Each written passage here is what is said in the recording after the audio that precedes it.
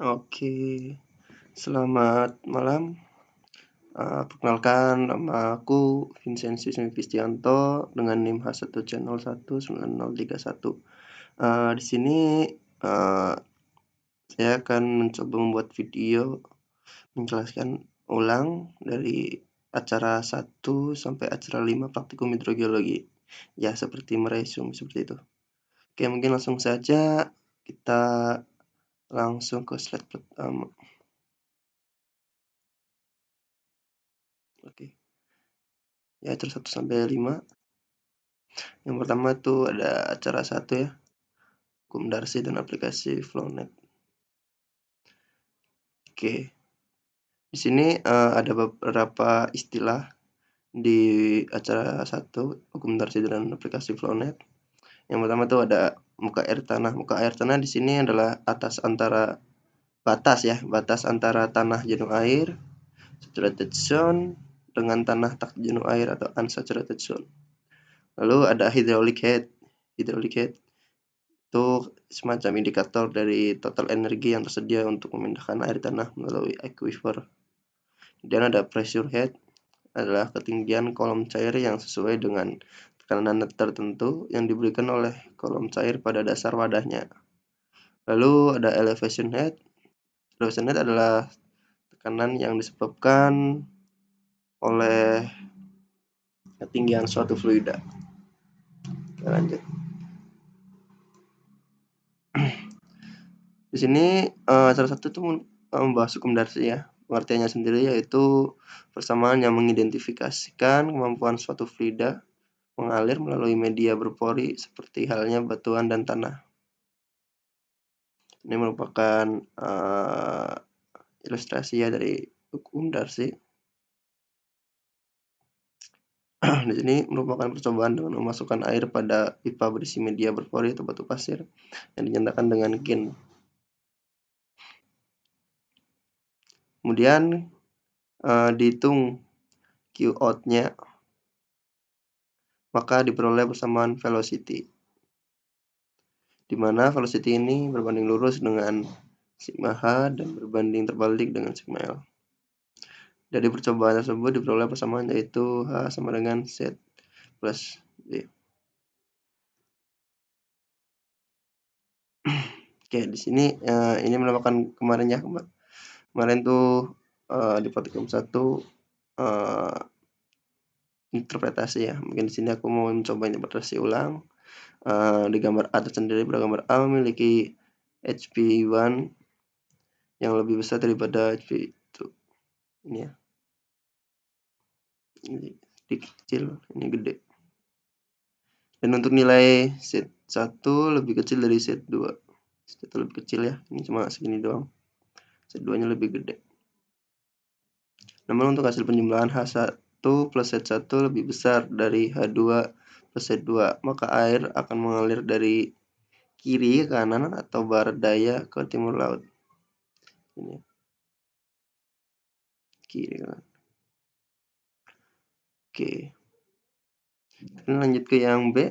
Pada gambar B memiliki HP yang lebih kecil, HP1 yang lebih kecil dari HP2. HP1 lebih kecil dari HP2 ya, ini terlihat panjang ya. Dan untuk nilai Z1 lebih besar dari Z2. Namun untuk hasil penjumlahan H1 plus Z1 lebih besar dari H2 plus Z2, maka air akan mengalir dari kiri ke kanan atau barat laut ke tenggara. Oke, lanjut yang C. Ini. Pada gambar C memiliki HP1 dan yang lebih besar dari HP2. Dan untuk nilai Z1 dan Z2 sama besar. Z1 dan Z2 ini sama ya, sejajar. Namun untuk penghasil penjumlahan H1 plus Z1 lebih besar daripada H2 plus Z2, maka air akan mengalir dari kiri ke kanan atau barat ke timur. Mana ini ya.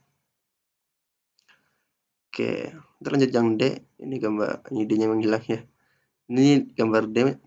Pada gambar D memiliki HP1 dan HP2 yang sama besar. HP1 dan HP2 itu sama ya, jika diukur. Dan untuk nilai Z1 lebih kecil dari Z2. Namun untuk hasil penjumlahan H1 plus Z1 lebih besar dari H2 plus Z2. Maka air akan mengalir dari kiri ke kanan atau barat laut ke tenggara. Ini ya, hampir sama seperti ini. Oke, lanjut. Kita lanjut ke acara 2, yaitu kimia air tanah. Oke. Pertama itu properti kimia fisika air tanah, antara lain temperatur, lalu derajat keasaman, potensial redox, DHL atau daya handal listrik.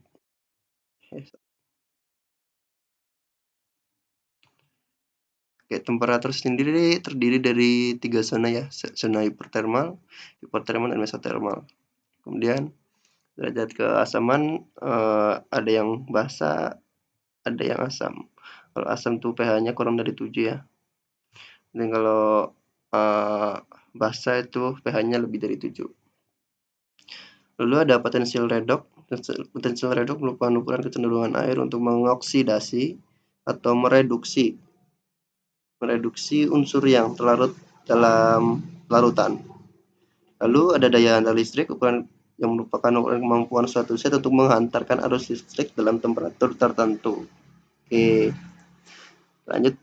Ini mencoba merupakan salah satu sampel kode di praktikum kemarin. Saya mencoba sampel kode AD19 sebagai contoh. Oke, ini merupakan perhitungannya yang paling bawah. Yang atas ini hasil plottingnya. Di sini K bisa dicari ya, di sini 19,2. Terusnya, lalu untuk perhitungannya untuk menghitung CA, Mg Na plus K juga ada rumusnya juga.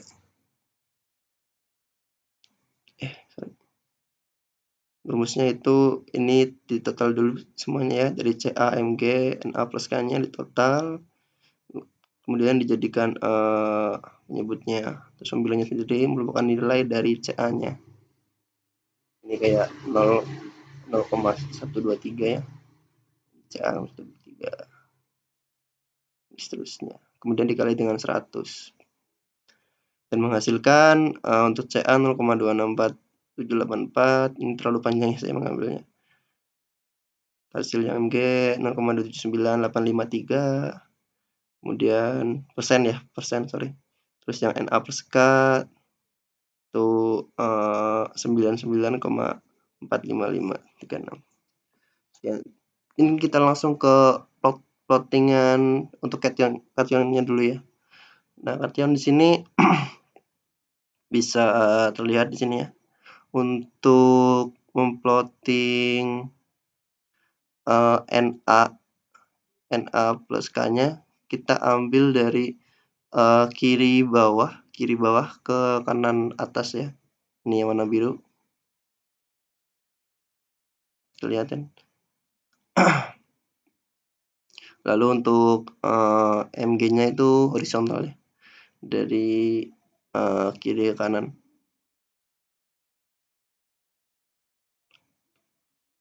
Ini seharusnya kalau semisal Na plus K-nya itu dari kanan ke sini. Lalu untuk CA-nya tuh dari kanan bawah sampai ke kiri atas ya. Jadi menyilang. Ini yang warna oranye ini ya. Nah, kemudian hasil plottingannya itu merupakan sodium dan potasium. Lalu untuk yang anion, di sini ada Cl, SO4 dan CO3 plus HCO3. Rumusnya sama, dijumlahkan untuk penyebutnya, soalnya terus cari persenannya. 100% untuk Cl 52,03 dan 199,1%. Kemudian untuk SO4-nya setelah dihitung 40%, koma sekian. Kemudian untuk CO3 plus CO3 plus HCO3 itu 7,3246660633%. Nah, untuk plottingnya hampir sama ya. Kita kira-kira terlebih dahulu 52% tuh di pertengahan ya untuk CL-nya. Kita CL berarti dari kiri ke kanan, jadi kebalikan dari CA. CA dari kanan bawah ke sana ke kiri atas. Kalau CL kiri bawah ke kanan atas sana.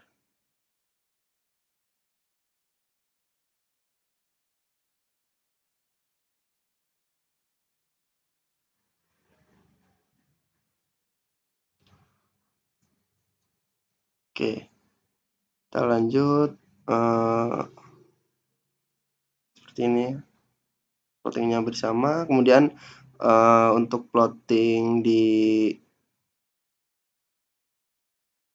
bagian atasnya kita ambil garis lurus dari Na plus K dengan CO3 plus HCO3. Tarik garis lurus ke atas di mana sampai bertemukan ya, yaitu sodium chloride type di sini. Dan untuk plotting di diagram selanjutnya kita hanya tinggal menentukannya saja ya. Tinggal memindahkan titik ini ke bagian-bagian. Oke, kurang lebih seperti itu ya. Untuk acara 2. Lanjut ke acara 3 itu debit sungai. Untuk metode pengukuran debit sungai itu ada slope area method, velocity method, volumetric method, dan metode apung. Nah, untuk faktor yang mempengaruhi debit sungai antara curah hujan, vegetasi, intensitas hujan, kemiringan lereng, untuk topografi, luas wilayah aliran. Nah, untuk hubungan sungai dan water balance, untuk influence stream ini ya. Influence stream itu kondisi di mana tinggi muka air sungai lebih tinggi dari water table, sehingga air sungai ini yang memasok atau mengisi air tanah.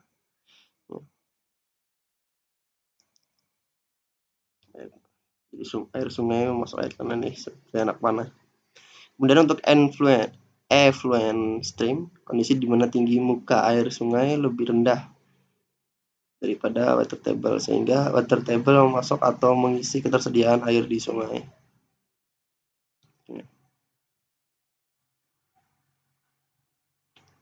Oke, kurang lebih seperti itu. Lanjut ke cara 4, water balance.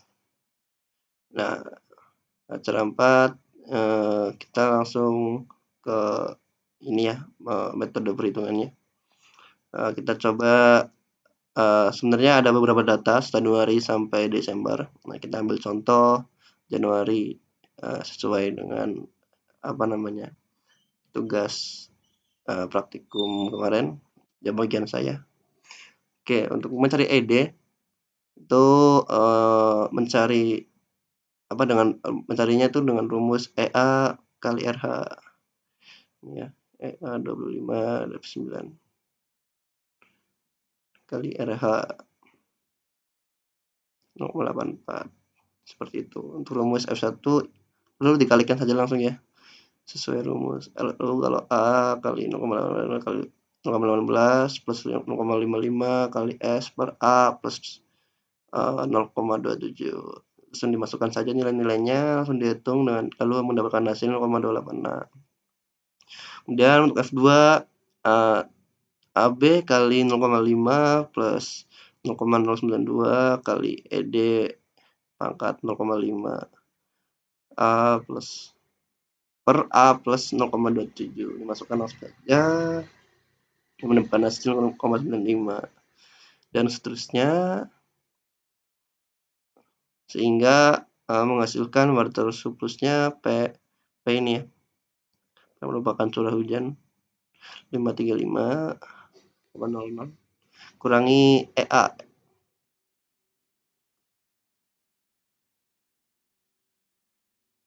itu 164,23. Oh ya ini sorry ya, tidak belum terjumlahkan sorry, ini hasilnya yaitu 164,23, sorry. Dan water surplusnya 396,77. Nah, untuk mengetahui hasil perhitungannya itu surplus atau defisit bisa diketahui dengan ini ya, surplus lebih besar dari 0, lebih besar dari defisit. Jadi bisa dikatakan surplus itu yang plusnya, jika defisit itu jika hasilnya minus ya. Maka hasil akhir pada perhitungan bulan Januari adalah surplus, seperti itu. Oke, kita lanjut ya ke acara 5 yaitu pumping well test. Nah, kemarin diberikan soal oleh asisten. Langsung saja, sebuah sumur pompa menembus aquifer tekan dan dipompa dengan debit konstan Q 1026,32 meter kubik per hari. Selama waktu pemompaan ini pada sebuah sumur pengamatan yang berjarak R sama dengan 57,89 meter dari sumur pompa diamati penurunan muka airnya yang disajikan dalam tabel 1. Ya. Hitung nilai transmisivitas dan koefisien hubungan S dari aquifer tersebut dengan metode TAIS. Oke, kita lanjut saja. Oke, sini ya. Kita lihat ini pembuatan melalui Excel ya, kurva melalui Excel. Lalu diedit, dicocokkan dengan kurva baku TAIS yang diberikan Arsprach. Jika sudah sesuai, ini kita zoom ya. Oke. Untuk mencari match point-nya, kita pilih titik biru yang mengenai angka antara 1 sampai 10 atau 10 sampai 100 atau 1000 sampai 1000. Nah, di sini saya mengambil 100 ya. Kebetulan 100 melewati maksud saya yang 100 tuh melewati ini ya, melewati titik biru. Jadi untuk match point-nya saya pilih yang 100. Ini bebas sebenarnya. Kemudian untuk WU-nya itu 4, bisa dihitung dari sini. Ini 1, 2, 3, 4 yang digariskan 4 ya untuk match point-nya. Lalu untuk 1/U-nya itu tadi ya, saya milihnya yang 100. Oke, lanjut ke bagian selanjutnya. Untuk WU dan 1/U-nya itu sama ya kayak tadi ya. Kemudian match point-nya oke di sini setelah tadi itu digeser ya, dipindah. Nah, kenapa ini berpindah? Yaitu karena saya atau metodenya tuh untuk titik-titik biru ini disesuaikan dengan cekungan yang ada di kurva baku TAIS-nya. Nah, ini kan sesuai. Lalu untuk S-nya yaitu 4. Kemudian T-nya tuh berasal dari ini ya, pertemuan titik pertama ya. Ini seharusnya aku tarik garis lurus ke bawah, tapi sebelum saya garis mungkin saya coba.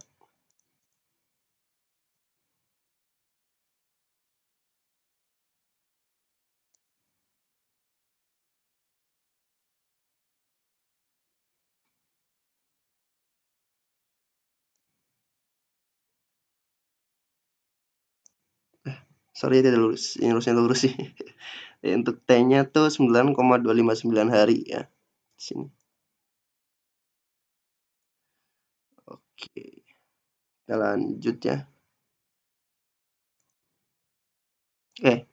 Tadi setelah kita menempatkan angka-angka yang perlu diketahui untuk menghitung sesuai rumus. Nah, tadi Q diketahui ya, sudah di soal ya, 1026,32 meter kubik. Kemudian untuk WU-nya tadi 4 ya. S-nya juga 4 tadi. Lalu R-nya 57,89 sesuai soal tadi. 1/U-nya tadi kita yang ambil 100 ya. Lalu T-nya 9,259 tadi yang garis hitam ke bawah. Oke, langsung saja masukkan sesuai rumus. Untuk T sama dengan Q kali WU plus 4 PS. Jadi bisa dihitung langsung saja. Masukkan saja T-nya, masukkan T besar. T-nya masukkan. T-nya masukkan, mohon maaf. Q-nya masukkan. Terus VU-nya masukkan. Per 4 PS. Nah, 4 kali 3,14 kali 4 ya, S-nya 4. Dan diperoleh hasil 1,13. Dan bapaknya pun sama, tinggal masukkan saja yang diperoleh S-nya tuh 0,009029. Nah, dapat diketahui S sama dengan 0,00929 dari nilai ini tergolong ke dalam akuifer bocor, guys ya.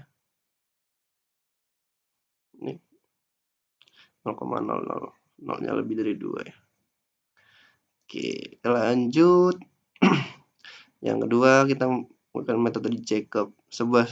Untuk soalnya, sebuah sumur pompa menembus akuifer tekan dan dipompa dengan debit konstan Q selama waktu pemompaan ini pada sebuah sumur pengamatan yang berjarak R. Dari sumur pompa diamati penurunan muka airnya yang disajikan dalam tabel 31 dan 3,2. Hitung nilai transmisivitas dan koefisien tampung dari akuifer tersebut dengan metode Cooper-Jacob. Jika diketahui tebal akuifer tekan D adalah 15, hitung nilai konduktivitas hidraulis dari akuifer tersebut. Oke, lanjut ya. Ini D-nya 15 ya. Oke. Di sini kita menarik S1 dan S2-nya tuh sesuai dengan ini ya, apa namanya? Kita milih antara 1 sampai 10 atau 10 sampai 1000 atau 100 sampai 1000. Nah, di sini saya menentukan garis yang berpotongan dengan titik-titik biru ini antara dengan 10 sampai 100 ya. Sehingga mendapatkan hasil T0 sama dengan 0,1 dan E sama dengan 0,9 kurangi 0,63. Ini ya. S2 kurangi S1. Di pertengahan. Jadi kita dapatkan 0,3 selisih dari S2 dan S1. Oke, lanjut. Oke, jadi setelah didapatkan angka-angkanya di 15 tadi di soal, terus delta S-nya tadi 0,3 selisihnya antara S2 dan S1, Q-nya tadi sesuai soal, T0-nya tadi di kurva didapatkan, lalu R-nya 57,89 meter. Oke, langsung saja dimasukkan sesuai rumus. Ini rumus sudah diketahui. Masukkan saja dan didapatkan hasil S-nya tuh 0,045879.